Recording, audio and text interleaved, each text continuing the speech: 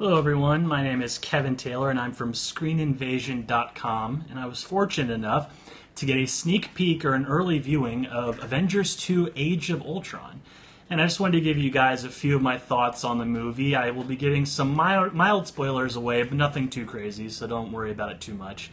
I enjoyed the movie overall. It definitely has all the bells and whistles you're expecting from a Marvel movie. Some great action scenes and shots, some funny one-liners and reaction shots and all that. All that is there.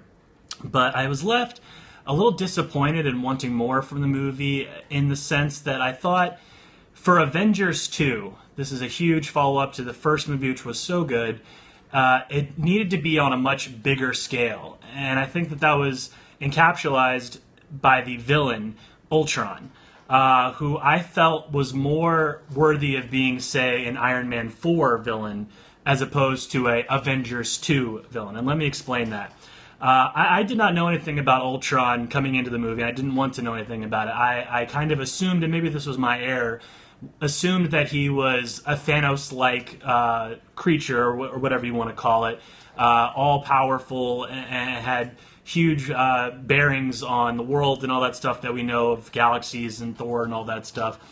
And in reality, Ultron is simply an artificial intelligence robot or program made by Tony Stark in the lab. There is no lead up to, or there's no experience with Ultron before Avengers 2, and there's no overarching theme of him going into future Avengers movies. In essence, the villain is solely based in Avengers 2 and doesn't have any outer implications of any of the other Marvel franchise films, which is one of the problems that I had with this.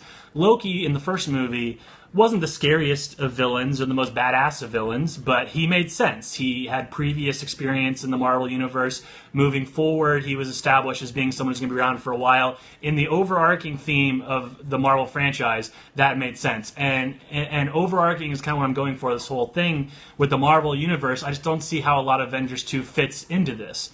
For example, there's no real callbacks or mentions from the previous movies leading up to this. I'm talking about Winter Soldier. There's no mention or sighting of the Winter Soldier himself. Falcon, who's one of the main characters, Anthony Mackie from Captain America 2, is in 2 scenes of the whole movie and is the only noticeable character, or I'm sorry, the only noticeable superhero absent from the final battle. I don't know why he was not in it. Everyone else was, including War Machine, Don Cheadle's character.